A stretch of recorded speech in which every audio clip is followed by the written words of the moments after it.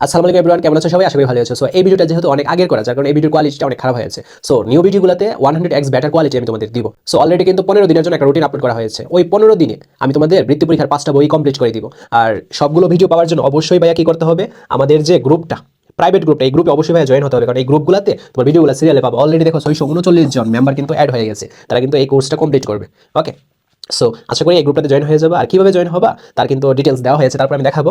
দেন তোমার দেখো আরেকটা গ্রুপ আছে আমাদের পাবলিক গ্রুপ। সো এইখানে তোমরা তোমাদের মতামতগুলো শেয়ার করতে পারবা, ঠিক আছে? কার কি মতামত বা কোন ভিডিওটা দরকার বা কার কেমন পরীক্ষা হয়েছে, এরকম মতামতগুলো শেয়ার করতে পারো। সো কিভাবে জয়েন হবে, এখানে দেখো হোয়াটসঅ্যাপ নাম্বার দেওয়া আছে, এই নাম্বারে কন্ট্যাক্ট করলে তোমরা লিঙ্কিং পেয়ে যাবে প্রাইভেট গ্রুপে। ফেসবুকের এখানে নামও দেওয়া আছে, সো এখানে মেসেজ দিলেও তোমরা লিঙ্কিংগুলো পেয়ে যাবে। সো এভাবে জয়েন হতে পারো। আর এই গ্রুপগুলোতে জয়েন হইলে তোমার নেক্সট ইয়ারে বই পেতে পেতে তোমার জুন জুলাই মার্চও লেগে যেতে পারে। সো জানুয়ারি থেকে আমি তোমাদের একেবারে ফ্রি কন্টেন্ট আপলোড করবো ওই প্রাইভেট গ্রুপগুলোতে। সো অবশ্যই ওইখানে জয়েন হতে হবে সবার থেকে এগিয়ে থাকার জন্য। হাই এভরিওয়ান, কেমন আছো সবাই? আশা করি ভালো আছো। তো আজকের ভিডিওতে আমরা মহাকাশ উপগ্রহ এই চ্যাপ্টারটা ফুলটা কভার করব। সো তাহলে চলো আমরা এখন এই চ্যাপ্টারটা কভার করে ফেলি। ফার্স্টে আসা যাক আমাদের মহাকাশ কি।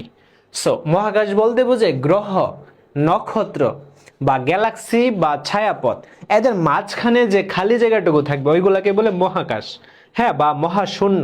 যেমন দেখো এখানে কিন্তু তোমার নক্ষত্র আছে, তারপর অনেক গ্রহ আছে। সো তারপর এইগুলা বিভিন্ন ছায়াপথ আছে, এইগুলার মাঝখানে যে খালি জায়গাটুকু থাকবে এইটাকে বলে মূলত কি, মহাকাশ বা মহাশূন্য, বুঝছো? তো এখন আমাদের স্পেসিফিক ভাবে গ্রহ কি জানতে হবে, নক্ষত্র কি জানতে হবে, ছায়াপথ বা গ্যালাক্সি কি, এইগুলো আমাদের জানতে হবে। সো আমরা দেখো ফার্স্টে দেখি নক্ষত্র কি। দেখো অর্থাৎ নক্ষত্র বলতে ভাইয়া যেসব জ্যোতিষ্কের নিজস্ব আলো আছে তাকে বলে নক্ষত্র। সো এখন তুমি কল্পনা করো, তুমি যে দেখো নিজের চোখে, যে দেখো নিজ চোখে যে বস্তুগুলা দেখো মহাকাশে, সো ওই বস্তুগুলোর মধ্যে কোনগুলার আলো দেখতে পাও? তুমি মূলত সূর্যের আলো দেখতে পাও, তারার আলো দেখতে পাও, বাট চাঁদেরও আলো দেখতে পাও। ওইটা চাঁদের নিজস্ব আলো না, চাঁদের আলোটা মূলত সূর্য থেকে আসা আলো, বুঝছো? সো আমরা এখানে জাস্ট সূর্য এবং তারা এইগুলা নিজস্ব আলো আছে। সো যাদের নিজস্ব আলো আছে তারাই হচ্ছে কি ভাইয়া নক্ষত্র, বুঝছি আমরা। সো এখানে দেখো আরেকটা বিষয়, আমাদের জ্যোতিষ্ক বিষয়টা কি। জ্যোতিষ্ক হলো মহাশূন্যে অবস্থিত বস্তুসমূহ। যেমন মহাকাশে কি থাকে, গ্রহ থাকে, নক্ষত্র থাকে, হ্যাঁ, তারপর উপগ্রহ থাকে, ধূমকেতু থাকে, এইগুলা এই সমস্ত বস্তুগুলাই হচ্ছে জ্যোতিষ্ক। সো যেসব জ্যোতিষ্কের আলো আছে ওইটাকে বলে কি ভাইয়া, নক্ষত্র বলে। যেমন সূর্য এবং তারার আলো আছে, সো এটা হচ্ছে নক্ষত্র। যেমন এই যে দেখো সূর্য, এটা আলো আছে। দেন তারারও আমরা আলো দেখি যখন আমরা রাতের আকাশে রাতের আকাশটাকে যখন আমরা দেখব তখন দেখবা যে তারাগুলা মিটমিট করে জ্বলতেছে। তার মানে কি, তারা ওই যে মিটমিট করে আলোগুলো আসতেছে ওইটা হচ্ছে তারার নিজস্ব আলো। সো তারাটা তাহলে নক্ষত্র। আচ্ছা, তারপর আমরা যাব যে গ্রহ কি। দেখো সো নক্ষত্রকে কেন্দ্র করে যে সকল বস্তু ঘুরে, হ্যাঁ, যে সকল বস্তু ঘুরে নক্ষত্রকে কেন্দ্র করে তাদেরকে বলে ভাইয়া গ্রহ, বুঝতে পারছি? সো এখানে এই যে দেখো সূর্য হচ্ছে একটা নক্ষত্র, এটাকে কেন্দ্র করে দেখো এই যে বিভিন্ন তোমার গ্রহ কি করতেছে, বিভিন্ন বস্তু বা গ্রহ ঘুরতেছে। সো এই বস্তুগুলাই হচ্ছে ভাইয়া গ্রহ। সো গ্রহের সংজ্ঞাটা কি, নক্ষত্রকে কেন্দ্র করে যে সকল বস্তু ঘুরে তাদেরকে আমরা গ্রহ বলি। যেমন সূর্যকে ঘিরে আমাদের কি আছে, 8টা আবর্তনশীল গ্রহ আছে। একটা হচ্ছে বুধ, শুক্র, পৃথিবী, মঙ্গল, বৃহস্পতি, শনি, ইউরেনাস ও নেপচুন। সো এদের নিজস্ব আলো বা উত্তাপ নেই, গ্রহের কিন্তু ভাইয়া নিজস্ব আলো বা উত্তাপ নেই। হ্যাঁ, এদের উপর সূর্যের যে আলো পড়ে তা প্রতিফলিত হয়, ঠিক আছে? সো সূর্যের আলো কি করে, গ্রহের মধ্যে প্রতিফলিত হয়। সো মূলত গ্রহের কোনো আলো নাই। পৃথিবীর 1টি, মঙ্গলের 2টা, বৃহস্পতির 67টা, শনির 62টা, ইউরেনাসের 27টা, নেপচুনের 14টি প্রাকৃতিক উপগ্রহ আছে। বুঝাইতে পারছি? সো এইগুলা থেকে কিন্তু তোমাদের এমসিকিউ আসে। সো এগুলো একটু হাইলাইট করে পড়ে নেবা, যে পৃথিবীর 1টা, মঙ্গলের 2টা, দেন বৃহস্পতির 67টি, শনির 62টি, ইউরেনাসের 27টা এবং নেপচুনের 14টি প্রাকৃতিক উপগ্রহ আছে বা চাঁদ আছে। এদের গ্রহের মধ্যাকর্ষণ বলের প্রভাবে গ্রহের চারদিকে ঘুরে, বুঝছো? মধ্যাকর্ষণ বলের প্রভাবে কি করে, এই যে উপগ্রহগুলা তারা তাদের গ্রহের চারদিকে ঘুরে, এই উপগ্রহগুলা, বুঝছি? যেমন চাঁদ কি করে, মধ্যাকর্ষণ বলের প্রভাবে আমাদের পৃথিবীর চারদিকে ঘুরে। সেম এস এইটা। আচ্ছা, সো আমরা এখন নেক্সট স্লাইডে যাই। দেখো আমাদের কি আছে গ্যালাক্সি বা ছায়াপথ। গ্যালাক্সি বা ছায়াপথ জিনিসটা কি দেখো, যেসব অংশের পদার্থ বা বস্তু বেশি জড় বা ঘনীভূত হয়ে থাকে তাদেরকে বলা হয় গ্যালাক্সি। সো আমরা তো ওই সময় একটা স্লাইড দেখছিলাম মহাকাশ বা মহাশূন্য। সো ওই মহাকাশ বা মহাশূন্যের মধ্যে যেই অংশটা একটু জড় বা ঘনীভূত অবস্থায় থাকবে ওইটাই হচ্ছে ভাইয়া গ্যালাক্সি। যেমন আমরা যেই গ্যালাক্সিতে বাস করি ওইটাকে বলে ভাইয়া তোমার আকাশগঙ্গা বা মিল্কওয়ে গ্যালাক্সি, বুঝছো? সো একটা গ্যালাক্সির মধ্যে আমাদের অনেক অনেক তোমার নক্ষত্র থাকে, উপগ্রহ থাকে, ধূমকেতু থাকে, ছায়াপথ থাকে, বিভিন্ন কিছু থাকে। সো দেখো এখন আমরা দেখো একটু আমরা দেখি যে আসলে আমাদের যে এই মহাবিশ্বের মধ্যে কত কত গ্যালাক্সি আছে। দেখো আমাদের এখন ধারণা তৈরি হবে একটা। মহাবিশ্ব আনুমানিক 200 বিলিয়ন থেকে 2 ট্রিলিয়ন গ্যালাক্সি আছে। আমাদের এই মহাবিশ্বে আনুমানিক 200 বিলিয়ন থেকে 2 ট্রিলিয়ন গ্যালাক্সি আছে। আর আমরা যে গ্যালাক্সিতে বাস করি বা এটার নাম কি মিল্কওয়ে গ্যালাক্সি বা আকাশগঙ্গা। ওকে, সো তুমি একটু চিন্তা করো, আমাদের 1 বিলিয়ন সমান হচ্ছে ভাইয়া 100 কোটি। সো একটু চিন্তা করো, আমাদের 1 বিলিয়ন সমান ভাইয়া হচ্ছে 100 কোটি। 100 কোটি সেম এস, তাহলে 200 বিলিয়ন সমান কি হবে? আমরা একেবারে কিন্তু সর্বনিম্নটা ধরছি, হ্যাঁ, কোটি। সো 2 শূন্য 2 শূন্য, 20,000 কোটি গ্যালাক্সি আমাদের এই মহাবিশ্বে ভাইয়া সর্বনিম্নটা ধরছি, কিন্তু 200 বিলিয়ন থেকে 2 ট্রিলিয়ন, মিনিমাম তো তোমার 1 ট্রিলিয়ন থাকবেই গ্যালাক্সি। সো এর মধ্যে জাস্ট আমাদের গ্যালাক্সিটা একটা, বুঝছো? এতগুলার মধ্যে জাস্ট একটা। সো এবার চিন্তা করো মহাবিশ্ব কত বিশাল। আচ্ছা, তারপর আমাদের সৌরজগৎ বা পৃথিবী যে গ্যালাক্সিতে অবস্থিত তা হলো আকাশগঙ্গা বা মিল্কওয়ে। এটা থেকে কিন্তু এমসিকিউ আসে। আচ্ছা, আমাদের মিল্কওয়েতে 100 থেকে 400 বিলিয়ন নক্ষত্র রয়েছে। হ্যাঁ, সূর্য এর মধ্যে একটা। সো আমাদের যে মিল্কওয়ে গ্যালাক্সিটা এইটার মধ্যে আবার 100 থেকে 400 বিলিয়ন নক্ষত্র আছে। মানে বুঝো 100 থেকে 400 বিলিয়ন, ধরো 200 বিলিয়নেরই ধরো, 200 বিলিয়ন সমান আমরা জানি 20,000 কোটি। সো 20,000 কোটি এরকম সূর্য আছে আমাদের যে আকাশগঙ্গা বা মিল্কওয়ে গ্যালাক্সিটা। সো এর মধ্যে সূর্য একটা নক্ষত্র। সো এরকম 20,000 কোটি নক্ষত্র, একবার চিন্তা করো এই মহাবিশ্ব বা আমরা যেখানে বাস করি আকাশগঙ্গা বা মিল্কওয়ে গ্যালাক্সিটা কত বিশাল। ঠিক আছে, সো মিল্কওয়েতে 100 থেকে 400 বিলিয়ন নক্ষত্র রয়েছে, সূর্য এর মধ্যে মাত্র একটা। এছাড়া গ্রহ, ধূমকেতু, গ্রহাণু, গ্যাস, ধূলিকণা তো আছেই। হ্যাঁ, আমরা বুঝতে পারছি এর বিশালতাটা। আচ্ছা, তারপর আমরা যাই, এখানে দেখো কি আছে, মহাকাশ বা মহাশূন্য শুরু কোথা থেকে? সো আমাদের সবারই একটা প্রশ্ন, আমরা যে মহাকাশ বলি বা মহাশূন্য বলি, এটা শুরু আসলে কোথা থেকে? হ্যাঁ, আচ্ছা দেখো, পৃথিবীর সাথেই মহাকাশে ঘুরছে। আমাদের যে বায়ুমণ্ডলটা এটা কিন্তু আমাদের পৃথিবীর সাথেই কিন্তু ঘুরতেছে। সো এই জন্য বায়ুমণ্ডলকে মহাকাশের অংশ হিসেবে বিবেচনা করা হয় না। কিন্তু আমাদের যে বায়ুমণ্ডলটা এটা মহাকাশের অংশ হিসেবে বিবেচনা করা হয় না। হ্যাঁ, একে পৃথিবীর অংশ হিসেবে বিবেচনা করা হয়। যেহেতু পৃথিবীর সাথে ঘুরতেছে বায়ুমণ্ডলটা, এটা পৃথিবীর অংশ হিসেবে বিবেচনা করা হয়। পৃথিবী পৃষ্ঠ থেকে দূরত্ব যত বাড়তে থাকে বায়ুমণ্ডল তত হালকা হতে থাকে, এবং 160 কিলোমিটার পর বায়ুমণ্ডল থাকে না বললেই চলে। সো পৃথিবী পৃষ্ঠ থেকে যত উপরে যাবা বায়ুমণ্ডল তত হালকা হতে থাকবে, এবং 160 কিলোমিটার উপরে বায়ুমণ্ডল থাকবে না বললেই চলে, বুঝছো? সো এর পরের থেকে ওইটা হচ্ছে আমাদের মহাকাশ বা মহাশূন্য। সো 160 কিলোমিটার উচ্চতা বায়ুমণ্ডলের শেষ, এবং মহাকাশের কি? মহাকাশের ভাইয়া শুরু। বুঝছি আমরা মহাকাশের শুরু কোথা থেকে বা মহাশূন্যের শুরু কোথা থেকে? 160 কিলোমিটার উপর থেকে। সো এইগুলো কিন্তু আমাদের জ্ঞানমূলক প্রশ্নে বা বহু নির্বাচনী প্রশ্নে কিন্তু আসে ভাইয়া, বুঝছি। আচ্ছা, তারপর দেখো মহাকাশ কত দূর পর্যন্ত বিস্তৃত? মহাকাশের কি কোনো সীমা আছে? সো আমাদের এই আজকের ডেট পর্যন্ত বিজ্ঞানীরা কিন্তু এখনো মহাকাশের শেষ খুঁজে পায় নাই। বাট মহাকাশের শেষ আছে কিনা বা বিস্তৃতি সম্পর্কে অনেকে অনেক কিছু ভাবছে। আমরা দেখি এক সময় মানুষ ভাবতো মহাকাশের সীমা আছে। হ্যাঁ, তারা ভাবতো যে যতদূর পর্যন্ত সবচেয়ে দূরের বস্তু দেখা যায় সে পর্যন্ত মহাকাশ বিস্তৃত, এবং মহাকাশ বক্সাকৃতির। সো এটা একটু পয়রা নেব, মহাকাশ বক্সাকৃতির মানে একসময় মানুষ ভাবতো, এটা কিন্তু সত্য না। ঠিক আছে, আচ্ছা, তারপর আমরা এখন দেখবো এই যে মহাবিশ্ব কি, এই যে দেখো মহাবিশ্ব কি। সো এইটা কিন্তু অনেক ইম্পর্টেন্ট, ঠিক আছে। এইটা কিন্তু ভাইয়া আমি তোমাদের এই যে এটা তোমাদের ভাইয়া আমি 1000 কোটি স্টার দিলাম, 1000 কোটি স্টার, 1000 কোটি স্টার, 1000 কোটি স্টার। মহাবিশ্ব কি, এটা পরীক্ষার মধ্যে আসবে। মহাবিশ্ব কি? সো ক্ষুদ্র পোকামাকড় ও ধূলিকণা থেকে শুরু করে আমাদের এই পৃথিবী, দূর দূরান্তের গ্রহ নক্ষত্র, ধূমকেতু, গ্যালাক্সি এবং দেখা না দেখা সবকিছু নিয়ে হচ্ছে আমাদের মহাবিশ্ব। বুঝছো? অর্থাৎ ক্ষুদ্র পোকামাকড় বা ধূলিকণা থেকে শুরু করে আমাদের এই পৃথিবী, দূর দূরান্তের গ্রহ নক্ষত্র, ধূমকেতু, গ্যালাক্সি বা দেখা না দেখা সবকিছু মিলেই হচ্ছে ভাই আমাদের মহাবিশ্ব। ওকে, মহাবিশ্বের কোনো অংশে বস্তু বা পদার্থের উপস্থিতি অন্য অংশের চেয়ে কিন্তু বেশি। যেসব অংশে পদার্থ বা বস্তু বেশি জড়ো বা ঘনীভূত হয়েছে তাদের বলা হয় ভাইয়া গ্যালাক্সি বা নক্ষত্র জগৎ। সো আমরা কিন্তু এইটা সংজ্ঞাটা আমরা জানছি এর আগেই, গ্যালাক্সি কি। হ্যাঁ, যেসব অংশে পদার্থ বেশি জড়ো বা ঘনীভূত অবস্থায় আছে ওইটাই হচ্ছে গ্যালাক্সি বা নক্ষত্র জগৎ। গ্যালাক্সি হলো গ্রহ ও নক্ষত্রের এক বৃহৎ দল, অর্থাৎ গ্যালাক্সির মধ্যে অনেক গ্রহ, অনেক নক্ষত্র থাকে আর কি। সো এইটাই আমাদের বাসভূমি পৃথিবী যে গ্যালাক্সিতে অবস্থিত তার নাম হচ্ছে ছায়াপথ বা মিল্কওয়ে।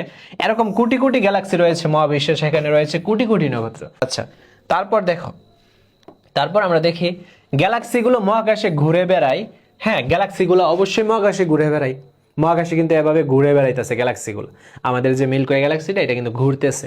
আচ্ছা, গ্যালাক্সি নক্ষত্রগুলোকে যত কাছাকাছি মনে হয় আসলে তা নয়, এরা পরস্পর থেকে অনেক দূরে। এদের মধ্যকার দূরত্ব সম্পর্কে তোমাদের একটু ধারণা দেওয়া যাক। হ্যাঁ, সো আমি একটু ধারণা দেই। দেখো, এটা হচ্ছে ভাইয়া, এটা হচ্ছে আমাদের সূর্যটা, ঠিক আছে। এটা হচ্ছে ভাইয়া আমাদের সূর্য, আর এটা তো আমরা জানি পৃথিবী। এখন সূর্য থেকে এই যে পৃথিবীর যে ডিস্টেন্সটা, দূরত্বটা, এটা হচ্ছে 15 কোটি কিলোমিটার। এই যে 15 কোটি কিলোমিটার, ঠিক আছে। সূর্য থেকে পৃথিবী দূরত্ব ভাইয়া 15 কোটি কিলোমিটার। আর সূর্য থেকে পৃথিবীতে আলো আসতে সময় লাগে 8 মিনিট 20 সেকেন্ড। 8 মিনিট 20 সেকেন্ড সময় লাগে সূর্য থেকে পৃথিবীতে আলো আসতে, এবং দূরত্ব কত? 15 কিলোমিটার, 15 কোটি কিলোমিটার, ঠিক আছে। সূর্য থেকে পৃথিবীর দূরত্ব 15 কোটি কিলোমিটার, এবং ওই দূরত্বে আলো আসতে সময় লাগে মাত্র 8 মিনিট 20 সেকেন্ড। এখন সূর্য, এটা তো একটা নক্ষত্র। এখন সূর্যের সবচেয়ে কাছাকাছি নক্ষত্র হচ্ছে ভাইয়া আলফা সেঞ্চুরি। এই যে সূর্য থেকে সবচেয়ে কাছাকাছি নক্ষত্র হচ্ছে ভাইয়া আলফা সেঞ্চুরি। এই যে সেঞ্চুরি, আলফা সেঞ্চুরি। সূর্য থেকে সবচেয়ে কাছাকাছি নক্ষত্র হচ্ছে আলফা সেঞ্চুরি। আর এই সূর্য থেকে আলফা সেঞ্চুরিতে আলো পৌঁছাতে সময় লাগে তোমার 4 বছর প্লাস, 4 বছর 3 মাস এরকম প্রায়। সো 4 বছর প্লাস কিন্তু সময় লাগে সূর্য থেকে তার নিকটতম নক্ষত্র আলফা সেঞ্চুরিতে আলো পৌঁছাতে। আমাদের মাত্র সূর্য থেকে পৃথিবী দূরত্ব 15 কোটি কিলোমিটার। এই 15 কোটি কিলোমিটারে আলো পৌঁছাতে 8 মিনিট 20 সেকেন্ড সময় লাগে। আর সূর্য থেকে তার সবচেয়ে কাছের নিকটবর্তী নক্ষত্র আলফা সেঞ্চুরিতে আলো পৌঁছাতে সময় লাগে 4 বছরেরও বেশি। সো এবার তুমি একটু কল্পনা করো সূর্য থেকে এই যে আলফা সেঞ্চুরির দূরত্বটা কত হবে, জাস্ট একটু ইমাজিন করো। সূর্য থেকে পৃথিবী দূরত্ব 15 কোটি কিলোমিটার হয়ে যদি 8 মিনিট 20 সেকেন্ড সময় লাগে আলো আসতে, আর 8 মিনিট 20 সেকেন্ড মাত্র 15 কোটি কিলোমিটারের জন্য লাগে, আর এখানে 4 বছর বেশি সময় লাগে আলো পৌঁছাতে। সো এর দূরত্বটা কত মিলিয়ন ট্রিলিয়ন কিলোমিটার হবে তুমি একটু চিন্তা করো, বুঝছো? সো বিশাল, মানে একটা নক্ষত্র থেকে আরেকটা নক্ষত্রের দূরত্ব বিশাল। কাছাকাছি নক্ষত্র, বাট এর থেকে যখন আরেকটু মানে দূরের নক্ষত্র হবে, সো ওইখানে আলো পৌঁছাতে কত হাজার হাজার বছর লাগবে একবার বলো, দেখছো? হ্যাঁ, আর এই স্লাইডগুলো কিন্তু তোমরা ভাইয়া পেয়ে যাবে গ্রুপে, ঠিক আছে, পিডিএফটা পেয়ে যাবে। সো তারপর আমরা দেখি সৌরজগৎ। আমাদের সৌরজগৎ মিল্কওয়ে বা আকাশগঙ্গা নামক গ্যালাক্সির অন্তর্গত। আমরা জানি পৃথিবী থেকে নক্ষত্রগুলো মিটমিট করে জ্বলতে দেখা যায়। নক্ষত্রগুলো অনেকটা তোমাদের প্রিয়তমাদের মতো। তোমাদের প্রিয়তমা যেমন দূর থেকে মিটমিট করে জ্বলতে থাকে, সেম এস নক্ষত্রগুলো ভাইয়া দূর থেকে জ্বলতে থাকে। নক্ষত্রগুলো প্রত্যেকে এক একটি জ্বলন্ত গ্যাস পিণ্ড বলে এদের সবারই আলো উত্তাপ আছে। মহাবিশ্বের নক্ষত্রগুলো তাদের আলোর তীব্রতা অনুসারে লাল, নীল, হলুদ ইত্যাদি বিভিন্ন বর্ণে ভাগ করা হয়েছে। অতি বৃহৎ নক্ষত্রকে লাল, তারপর মাঝারি নক্ষত্রকে হলুদ এবং ছোট নক্ষত্রের রং হয় নীল। এগুলো থেকে কিন্তু ভাইয়া এমসিকিউ আসবে, বুঝছো? আচ্ছা, তারপর আমরা নেক্সট স্লাইডে যাই। সো এখন দেখো মহাবিশ্বের উৎপত্তি হলো কিভাবে। সো মহাবিশ্বের উৎপত্তিটা এটা কিন্তু অনেক ইম্পর্টেন্ট একটা টপিকস। এই জায়গা থেকে কিন্তু প্রতি বছরের পরীক্ষায় প্রশ্ন আসে। সো এটা আমরা ভালোভাবে জানবো। আর মহাবিশ্বের উৎপত্তিটা হয়েছে মূলত বিগ ব্যাং, হ্যাঁ বিগ ব্যাং থেকে। আর বিগ ব্যাং তত্ত্ব এটা একটা বহুল প্রচলিত একটা তত্ত্ব, ঠিক আছে, একটা বৈজ্ঞানিক ব্যাখ্যা মহাবিশ্ব কিভাবে সৃষ্টি হয়েছে, উৎপত্তি হয়েছে, এইটা সম্পর্কে একটা ব্যাখ্যা। সো এখন আমরা এই বিগ ব্যাং তত্ত্বকে বলা হয় বাংলায় মহাবিস্ফোরণ তত্ত্ব। সো এই তথ্যে কি আছে, মহাবিশ্বে এক সময় অত্যন্ত উত্তপ্ত এবং একক বিন্দুতে অসীম ঘনত্ব অবস্থায় ছিল। মহাবিশ্বটা একটা বিন্দুতে ছিল, একটা ক্ষুদ্র একটা বিন্দুতে। আমরা যেমন পরমাণু দেখি না, পরমাণু যেমন ক্ষুদ্র, সো পরমাণু থেকেও কম ক্ষুদ্র এরকম একটা বিন্দু ছিল এবং এইটা একটা অসীম ঘনত্বের মধ্যে ছিল। হ্যাঁ, সো আমরা একটা ভিডিও দেখি তাহলে একটু বেশি ক্লিয়ার হব। এই যে দেখো, মহাবিশ্ব ফার্স্টে একটা বিন্দুতে কিন্তু তোমার সীমাবদ্ধ ছিল, জাস্ট একটা বিন্দুতে ছিল এবং অসীম ঘনত্ব অবস্থায় ছিল। এবং এটা কি করছে, মানে সেকেন্ডেরও কম সময়ে এটা বিস্ফোরিত হয়ে গেছে, ঠিক আছে। এই যে সেকেন্ডেরও কম সময়ে এটা বিস্ফোরণ হয়েছে, অনেক বিশাল একটা বিস্ফোরণ হয়েছে। বিস্ফোরণ হওয়ার ফলে এর মধ্যে থাকা যে টাইম, এনার্জি, হ্যাঁ এগুলা রিলিজ হয়েছে। দেন একটা সময় পরে অতি দ্রুত বিস্ফোরিত হওয়ার ফলে এটা ঠান্ডা হয়ে যায় এবং বর্তমান মহাবিশ্বের আকারে, মানে প্রসারণশীল মহাবিশ্বের আকারে এটা রূপ নিছে আর কি, ঠিক আছে। অতি বিস্ফোরণ, অতি দ্রুত বিস্ফোরণের ফলে মহাবিশ্বটা একেবারে তোমার এই যে এগুলা একেবারে ঠান্ডা হয়ে গেছে, ঠান্ডা হয়ে বর্তমান যে মহাবিশ্বটা এটা রূপ নিছে। সো এই যে দেখো, সো স্বতঃস্ফূর্তভাবে অতি দ্রুত প্রসারিত হয়ে যায়, দ্রুত প্রসারণের ফলে মহাবিশ্ব ঠান্ডা হয়ে যায় এবং বর্তমান প্রসারণশীল অবস্থায় পৌঁছায়। অতি সম্প্রতি জানা গেছে যে বিগ ব্যাং বা মহাবিস্ফোরণ সংঘটিত হয়েছিল প্রায় 13.75 বিলিয়ন বা 1375 কোটি বছর আগে, বুঝছি। এর পূর্বে এটাই মহাবিশ্বের বয়স। তো আমরা জানি এটাই হচ্ছে মহাবিশ্বের বয়স। তো বিজ্ঞানের ব্যাখ্যা অনুসারে বিগ ব্যাং তথ্য একটি বহুল পরীক্ষিত বৈজ্ঞানিক তত্ত্ব যা বেশিরভাগ বিজ্ঞানীরাই গ্রহণ করেছে। সো বুঝছো আমাদের এই পৃথিবীটা বা মহাবিশ্বটা কিভাবে হয়েছে। সো এইটা থেকে কিন্তু প্রশ্ন আসে প্রতি বছরই, না হলে এমসিকিউ তো আসবেই। আচ্ছা, দেন আমরা দেখব প্রাকৃতিক উপগ্রহ কিভাবে হলো। সো আমাদের প্রাকৃতিক উপগ্রহগুলো কি আছে, যেমন আমাদের পৃথিবীর জন্য চাঁদ, এটা কিন্তু ভাইয়া প্রাকৃতিক একটা উপগ্রহ। এছাড়া আমরা আমাদের কৃত্রিম উপগ্রহ আছে, আমরা কিন্তু বিভিন্ন স্যাটেলাইট আমাদের পৃথিবীর বাহিরে কিন্তু পাঠাই। সো ওইগুলা কৃত্রিম উপগ্রহ, ওইগুলো জানবো। বাট আমরা এখন প্রাকৃতিক উপগ্রহটা কি দেখো জানি। এখানে জ্যোতির্বিজ্ঞানীদের ধারণা, গ্রহের জন্মের সময় কোনো নক্ষত্রকে ঘিরে কয়েকটি মহাজাগতিক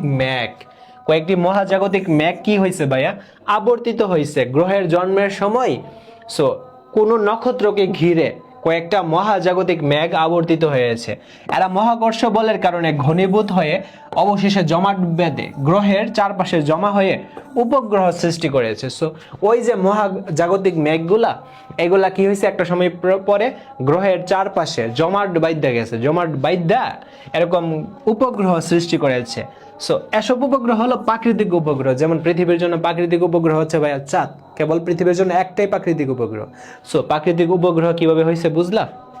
আচ্ছা, তারপর দেখো আমাদের আছে কৃত্রিম উপগ্রহ কি। হ্যাঁ, কৃত্রিম উপগ্রহ যেগুলো মানুষ মূলত পাঠায় পৃথিবীর বাইরে, তখন ওইটা হচ্ছে কৃত্রিম উপগ্রহ। দেখো, মানুষের পাঠানো যেসব বস্তু বা মহাকাশযান পৃথিবীকে কেন্দ্র করে নির্দিষ্ট কক্ষপথে ঘুরে, তাদের বলা হয় কৃত্রিম উপগ্রহ। সো আমি একটা ধরো কোন একটা স্যাটেলাইটকে বা কৃত্রিম উপগ্রহকে রকেটের সাহায্যে উৎক্ষেপণ করলেই কিন্তু হবে না, এখানে বিভিন্ন হিসাব নিকাশ আছে। হ্যাঁ, এমন বেগে মানে রকেটটা তোমার মহাকাশে নিতে হবে বা এমনভাবে সেট করতে হবে যেন তোমার কৃত্রিম উপগ্রহ বা স্যাটেলাইটটা পৃথিবীকে কেন্দ্র কইরা, আমরা চাঁদ যেমন পৃথিবীকে কেন্দ্র কইরা ঘুরে, এরকম তোমার কৃত্রিম উপগ্রহটা বা স্যাটেলাইটটাও যেন পৃথিবী কেন্দ্র কইরা এরকম ভাবে ঘুরতে থাকে, হ্যাঁ বৃত্তাকার পথে ঘুরতে থাকে। সো এমনভাবে এটাকে স্থাপন করা লাগে। সো আমরা দেখি রকেটের সাহায্যে এদের উৎক্ষেপণ করা হয় পৃথিবীর মাধ্যাকর্ষণ বা অভিকর্ষ বলের প্রভাবে চাঁদের মতো এরা এদের নিজস্ব কক্ষপথে ঘুরে। সো একটা কক্ষপথে তো এদেরকে আনা হয় আর কি, নির্দিষ্ট একটা কক্ষপথে। কৃত্রিম উপগ্রহ চাঁদের তুলনায় অনেক ছোট এবং চাঁদের তুলনায় অনেক নিচু দিয়ে পৃথিবীর চারদিকে ঘুরে, বুঝছো। নির্দিষ্ট কক্ষপথে ঘোরার জন্য এদের প্রয়োজনীয় দ্রুতি থাকতে হয়। পৃথিবী থেকে কৃত্রিম উপগ্রহের উচ্চতা যত বেশি হবে তার দ্রুতি হবে তত কম। ফলে পৃথিবীকে প্রদক্ষিণ করতে এরা বেশি সময় নেবে। আমরা জানি পৃথিবী 24 ঘন্টায় এর নিজ অক্ষের চারদিকে একবার পাক খায়। পৃথিবী 24 ঘন্টায় আর নিজ অক্ষের চারদিকে একবার পাক খায়, এটাও জানি। কোনো কৃত্রিম উপগ্রহ যদি 24 ঘন্টায় পৃথিবীর চারদিকে একবার ঘুরে আসে তাহলে একে পৃথিবী থেকে স্থির বলে মনে হবে। ধরো আমি একটা কৃত্রিম উপগ্রহ লঞ্চ করছি, জাস্ট ধরো, তারপর তোমার ওই যে রকেট দিয়া কৃত্রিম উপগ্রহকে সুন্দর একটা জায়গায় স্থাপন করছি, দেন নির্দিষ্ট একটা তোমার কক্ষপথ দেওয়া হয়েছে যেটা ঘুরতেছে পৃথিবী কেন্দ্র করে, এবং ওই কৃত্রিম উপগ্রহটাও তোমার পৃথিবী যেহেতু 24 ঘন্টায় তার নিজ অক্ষের চারপাশে একবার ঘুরে, কৃত্রিম উপগ্রহটাও 24 ঘন্টায় তার নিজের চারপাশে বা নিজের অক্ষে একবার ঘুরে, হ্যাঁ, পৃথিবীকে কেন্দ্র কইরা।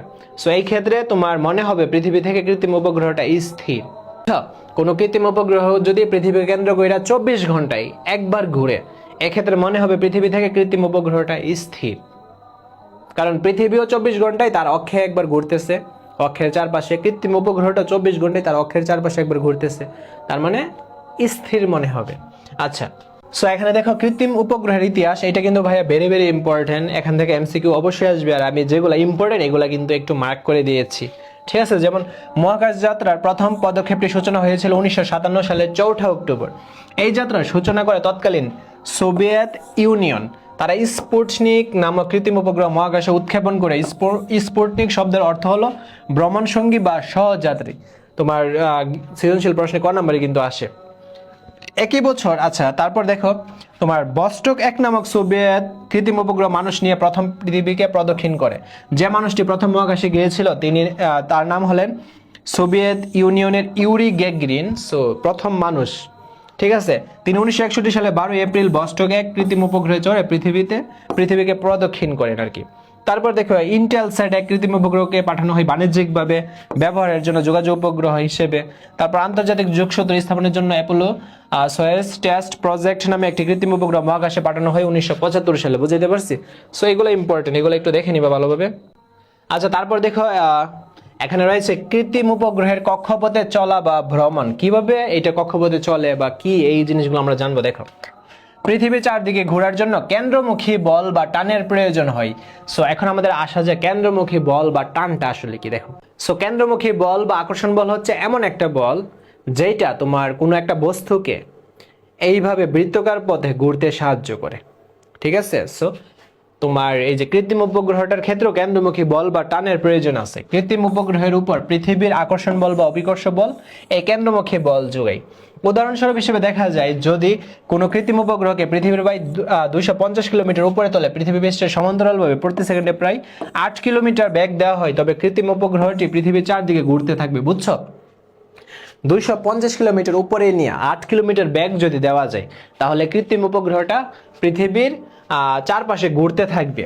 কিন্তু এত উপরে তোলা কোনো বস্তুকে এত বেশি বেগ দেওয়া সহজসাধ্য ব্যাপার নেই, কারণ বায়ু স্তরের সাথে তীব্র সংঘর্ষণে এতে তাপ উৎপন্ন হবে যে বস্তুটি পুড়ে ছাই হয়ে যাবে। হ্যাঁ, এর জন্য একাধিক রকেটের সাহায্যে কৃত্রিম উপগ্রহ নির্দিষ্ট উচ্চতায় তুলে পরে ভূপৃষ্ঠের সমান্তরালে প্রয়োজনীয় বেগ দেওয়া হয়। সো রকেটের সাহায্যে কি করা হয়, কৃত্রিম উপগ্রহটাকে উপরে তোলা হয়, দেন ওইটা মানে যে জায়গায় তুমি সেটটা করবা না, তোমরা সেট করবা ওই জায়গার মধ্যে নিয়ে আসাইরা নির্দিষ্ট একটা বেগ দেওয়া হয়। হ্যাঁ, তখনই এটা ঘুরতে থাকে।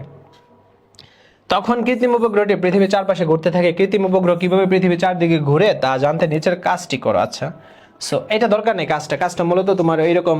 হ্যাঁ, ধরো এটা একটা সুতা, দেন সুতাটার এখানে তুমি একটা বস্তু বা একটা বল এভাবে নিছো, হ্যাঁ, নিয়ে এভাবে যখন ঘোরাবা না তখন এটা দেখো বৃত্তাকার পথে এভাবে ঘুরতে থাকবে। হ্যাঁ, ফার্স্টে তুমি যখন বলটাকে এভাবে ছুড়ে দিলা বৃত্তাকার পথে কিন্তু ছিল না, যখন এভাবে ঘোরাবা তখন এটা দেখো বৃত্তাকার পথে কিন্তু ঘুরতেছে। সো এটার মাথায় যদি কোনো একটা বল বা কোনো একটা ভারী বস্তু রাখো তখন ঘোরাও, তখন এটা ফুল বোঝা যাবে আর কি বৃত্তাকার পথে ঘুরতেছে। সো তারপর কৃত্রিম উপগ্রহের ব্যবহার, কৃত্রিম উপগ্রহগুলো কোন কোন ক্ষেত্রে ব্যবহৃত হয়, সো এগুলা একটু ভালোভাবে পড়ে নিবা। যেমন যোগাযোগ উপগ্রহ, তারপর আবহাওয়া উপগ্রহ, দেন পৃথিবী পর্যবেক্ষণকারী উপগ্রহ, সামরিক বা গোয়েন্দা উপগ্রহ, নৌ পরিবহন উপগ্রহ, জ্যোতির্বিদ্যা বিষয়ক উপগ্রহ। সো কৃত্রিম উপগ্রহ মূলত এইগুলাকে টার্গেট করে কাজ করে। বুঝছো, এক একটা ক্ষেত্র আছে। সো এগুলো অবশ্যই বই থেকে একটু ভালোভাবে টপিকসগুলো একটু পড়ে নেবা, ঠিক আছে। সো এখানে তোমাদের মহাকাশ উপগ্রহের ফুল পিডিএফটা দিয়ে দেওয়া হয়েছে, এবং এই পিডিএফটা তোমরা হয়তোবা এরকম কোনো একটা স্পেসিফিক একটা গাইড কিনছো, বাট আমার কাছে এরকম 4-5টা গাইড আছে, 4-5টা গাইডের সমন্বয়ে এই সাজেশনটা করা হয়েছে। সো তোমার বৃত্তি পরীক্ষার জন্য একেবারে মানে 100 থেকে 100 একটা প্রস্তুতি হবে যদি এটা কমপ্লিট করতে পারো, ঠিক আছে। সো আমরা যদি সাজেশনটা একটু দেখি মহাকাশ উপগ্রহের, এখানে দেখো ভাইয়া তোমার এই যে দেখো পার্ট 1 মহাকাশ, প্রত্যেকটা পার্ট বাই পার্ট, পৃষ্ঠা বাই পৃষ্ঠা ধরে কিন্তু এইটা করা হয়েছে। সো মানে এইটা পড়লে একেবারে কমন, ঠিক আছে, একেবারে কমন পড়বে। দেন এখানে জ্ঞানমূলক প্রশ্ন থেকে ধরে বহু নির্বাচনী, তারপর সৃজনশীল প্রশ্ন সহ আছে, কিন্তু 10টা আছে। আর তুমি যদি ভাইয়া 4টা সৃজনশীল প্রশ্ন ভালো করে পড়তে পারো তাহলে বাকিগুলো দেখবে এই দাচেরই সৃজনশীল প্রশ্নগুলো। সো এইটা নেওয়ার জন্য অবশ্যই তোমাদের প্রাইভেট গ্রুপে জয়েন হতে হবে। অনেকেই বলো যে পিডিএফটা তো এখানে আপলোড হয় না, এখানে পিডিএফ আপলোড হবে না, আপলোড হবে প্রাইভেট গ্রুপে। আর এই ভিডিওর কমেন্ট বক্সে প্রাইভেট গ্রুপের লিঙ্কটা দেওয়া থাকবে, ঠিক আছে ভাই। সো এখান থেকে ডাউনলোড করে পরে ফেলবা। সো ওকে, আজকের ভিডিওটা এই পর্যন্তই, টেক কেয়ার।